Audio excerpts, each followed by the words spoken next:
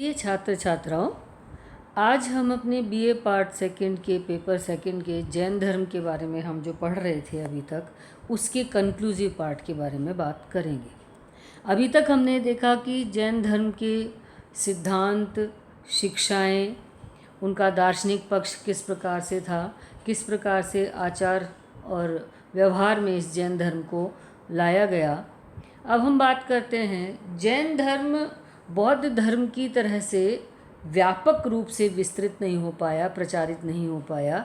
भारत के अंदर जैन धर्म का प्रचार बहुत सीमित रहा और जैन धर्म के प्रचार के सीमित रहने के क्या क्या कारण थे, हम उनके ऊपर बात करते हैं। सबसे पहला कारण जैन धर्म के प्रचार के सीमित रहने का यह था कि वह अत्यंत कठोर तपस्या और साधना पर आधारित है। जैन धर्म में सांसारिक जीवन के संपूर्ण त्याग, संन्यास और कठोर तपस्या और साधना को विशेष महत्व दिया गया है। पंच महाव्रत हो, त्रिरत्न हो या जितने भी सिद्धांत और शिक्षाएं हैं, उनके लिए गृहस्थ जीवन का त्याग और कठोर तपस्या और साधना करना आवश्यक है। हालांकि गृहस्थों के लिए पंच अणु व्रतों की बात कही गई थी, लेकिन उसमें भी साधना और कठोर तप पर बल दिया गया है। इसलिए इसका प्रचार उतना तेजी से और उतना व्यापक नहीं हुआ जितना बौद्ध धर्म का हुआ, क्योंकि बौद्ध धर्म एक बहुत ही व्यावहारिक और मध्यम मार्गी धर्म था, जबकि जैन धर्म पूरी तरीके से निवृत्ति मार्गी और कठोर तपस्या और साधना पर आधारित था। दूसरा कारण रहा कि जैन धर्म में अहिंसा पर विशेष बल दिया गया। मनसा वाचा कर्मणा प्रत्येक प्रकार की हिंसा का परित्याग करना जैन धर्म के लिए आवश्यक था।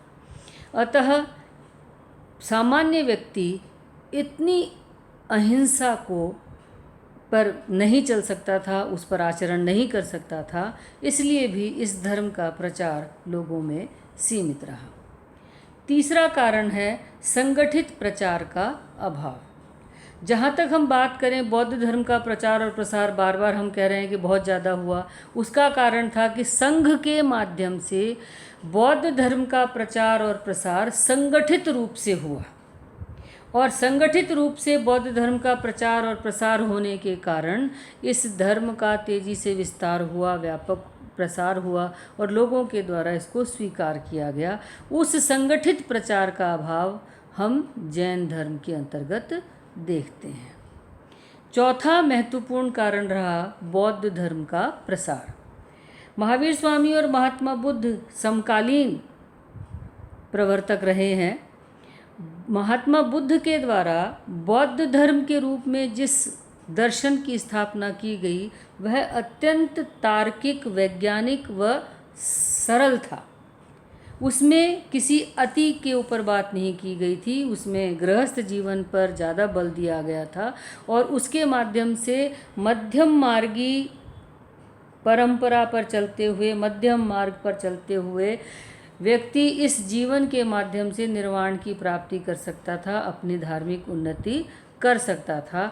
इसलिए बौद्ध धर्म का तेज़ी से प्रचार और प्रसार हुआ और चूंकि बौद्ध धर्म का प्रसार ज़्यादा हुआ इसलिए जैन धर्म सीमित रह गया।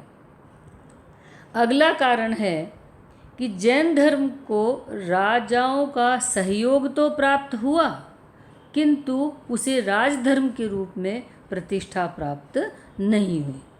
हम यह देखते हैं जैन ग्रंथों में हमें इसके बारे में जानकारी मिलती है कि चंद्रगुप्त मौर्य ने अपने जीवन के अंतिम समय में जैन धर्म को स्वीकार कर लिया था, लेकिन उसने व्यक्तिगत रूप से इस धर्म को स्वीकार किया था, जैन धर्म को राजधर्म के रूप में स्वीकार नहीं किया था।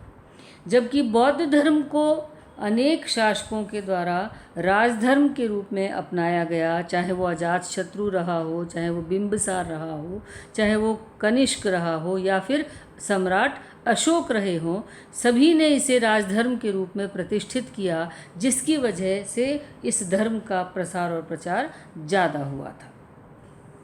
अगला कारण इस धर्म का दो संप्रदायों में विभक्त होना था। भद्रबाहु और स्थूल भद्र के माध्यम से दो मत विभाजित हुए, एक श्वेतांबर और एक दिगंबर कहलाए। भद्रभाव के समर्थक दिगंबर कहलाए और स्थूलभद्र के समर्थक श्वेतांबर कहलाए। दोनों ने अपने अपने हिसाब से अपनी अपनी परंपराओं को आगे बढ़ाने का कार्य किया, जिसकी वजह से जैन धर्म को हानि का सामना करना पड़ा और अलग अलग रूप में इस धर्म का प्रचार और प्रसार हुआ। अंतिम कारण है कुरीतियों का प्रवेश। कालांतर में जैन धर्म में भी वैदिक धर्म की भांति आडंबर और कर्मकांड व्याप्त होते चले गए। महावीर स्वामी को भगवान के रूप में उनकी उपासना की जाने लगी, मंदिर बनाए जाने लगे और इस तरह से धीरे धीरे जैन धर्म, जो कि कठोर तपस्या, साधना, नैतिकता और सदाचार के ऊपर जिसका ज़्यादा बल था, उसके अंदर धीरे धीरे कुरीतियाँ प्रवेश करती चली गईं, जिनके कारण जैन धर्म का उतना प्रचार नहीं हो पाया जितना बौद्ध धर्म का प्रचार हुआ। लेकिन यहाँ पर ध्यान देने की बात यह है कि जैन धर्म का प्रचार सीमित तो रहा, किंतु जैन धर्म भारत से कभी भी इरेडिकेट या समाप्त नहीं हुआ। जहाँ बौद्ध धर्म तेजी से प्रचारित हुआ, लेकिन शुंग वंश के आने के पश्चात तीव्रता से बौद्ध धर्म का भारत में ह्रास हुआ और बौद्ध भिक्षु और बौद्ध धर्म चीन और तिब्बत की ओर पलायन कर गया। वहाँ जैन धर्म अपने आप को भारत में बनाए रखने में सफल रह सका, क्योंकि उसने अपने आप को वैदिक धर्म की छाया के अंदर स्थापित कर लिया। यानी जिस प्रकार से वैदिक परंपरा रही, उसी के साथ साथ सह अस्तित्व के रूप में जैन परंपरा का प्रचार किया गया, जिसके कारण जैन धर्म भारत में सीमित तो रहा, लेकिन भारत से कभी भी समाप्त नहीं हुआ। अब हम बात करते हैं जैन साहित्य की। जैन साहित्य अंग कहलाते हैं। इनकी रचनाएं दो धर्म सभाओं में हुई।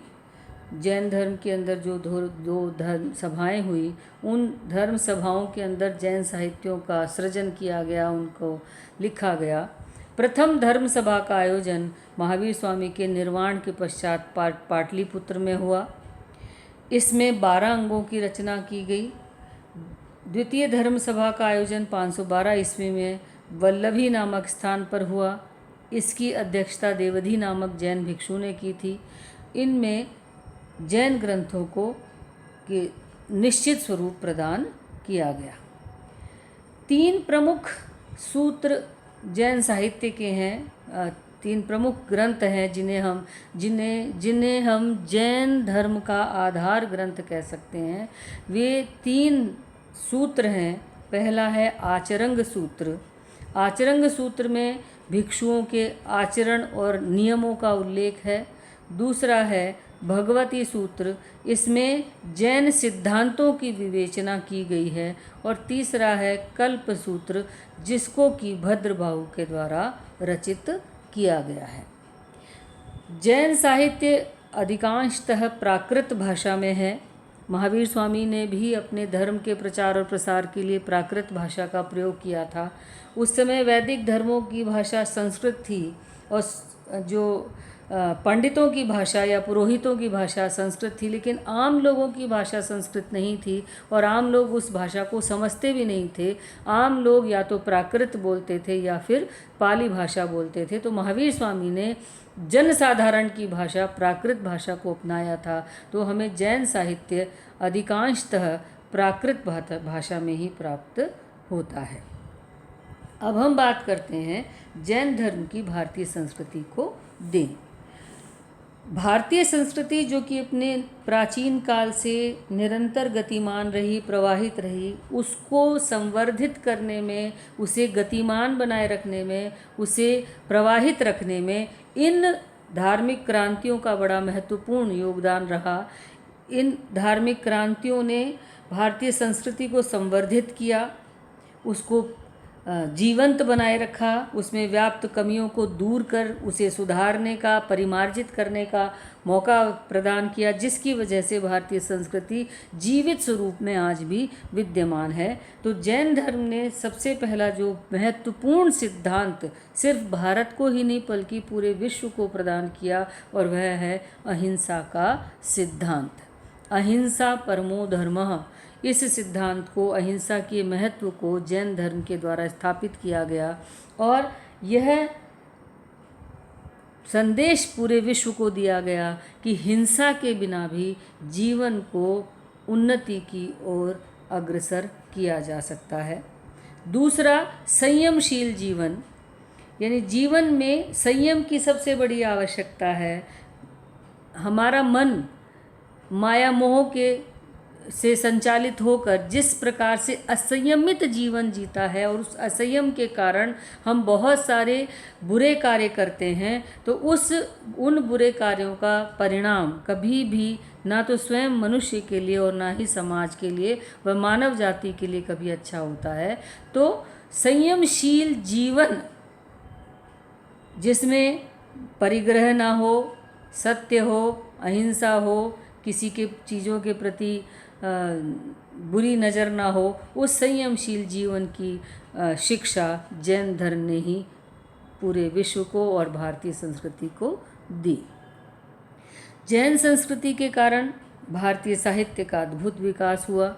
जैन धर्म के अंतर्गत 12 अंग, 12 उपांग, 10 प्रकीर्ण, 6 छेद सूत्र, 4 मूल सूत्र लिखे गए, और प्राकृत भाषा में ये साहित्य लिखा गया। तो समृद्ध साहित्य प्राकृत भाषा में मिलता है हमें, जो कि जैन धर्म की एक अमूल्य देन है। कला के क्षेत्र में जैन मंदिर विश्व के और भारत के बहुत ही सुंदर मंदिर माने जाते हैं, जिनमें अभूतपूर्व कारीगरी का प्रदर्शन किया गया है। चाहे वो, अगर हम राजस्थान की बात करें तो रणकपुर का मंदिर हो, चाहे वो दिलवाड़ा का मंदिर हो, या पालीताना का मंदिर हो, अगर हम बात करते हैं तो जितने भी जैन मंदिर हैं, वे जैन मंदिर अपनी कलात्मकता के लिए, अपने वास्तुशिल्प के लिए और अपने सौंदर्य बोध के लिए बहुत अधिक प्रसिद्ध हैं। तो इस प्रकार से कला के क्षेत्र में यह एक अभूतपूर्व योगदान हम जैन धर्म का मानते हैं। जैन धर्म के माध्यम से हमें एक नया दर्शन, एक नई व्याख्या भारतीय संस्कृति को मिली। जीवन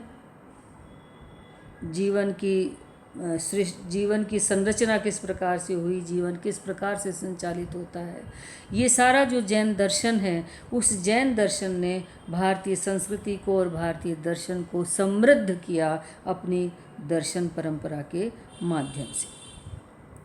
जैन धर्म ने समाज सेवा का भाव विकसित किया, क्योंकि जैन धर्म में तो सूक्ष्म हिंसा तक पर निषेध किया गया है। समाज में गरीब तबके, समाज में पिछड़े लोग और सभी लोगों को की सेवा करने का कार्य जैन धर्मावलंबियों के द्वारा किया जाता है। तो इस प्रकार से जैन धर्म ने समाज सेवा का एक बहुत अच्छा सिद्धांत भारतीय संस्कृति को प्रदान किया। जैन धर्म में सबसे पहले संघ व्यवस्था प्रारंभ हुई।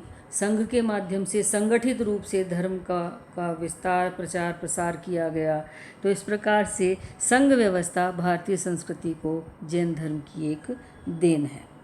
सबसे पहली बार नारी की मुक्ति के लिए, नारी को संघ में प्रवेश देने के लिए, हालांकि जैन धर्म में दो जो विचार हैं, वहाँ दिगंबर तो स्त्री की निर्वाण की बात को नकारता है। वो कहता है स्त्री इस जन्म में तपस्या और साधना के माध्यम से अगले जीवन के लिए पुरुष योनि में जाती है, और पुरुष योनि में वो कठोर तपस्या साधना करके निर्वाण की प्राप्ति करती है। किंतु श्वेतांबर संप्रदाय के अंतर्गत नारी के निर्वाण की बात कही गई है, और उन्होंने नारी के उद्धार की बात भी कही है।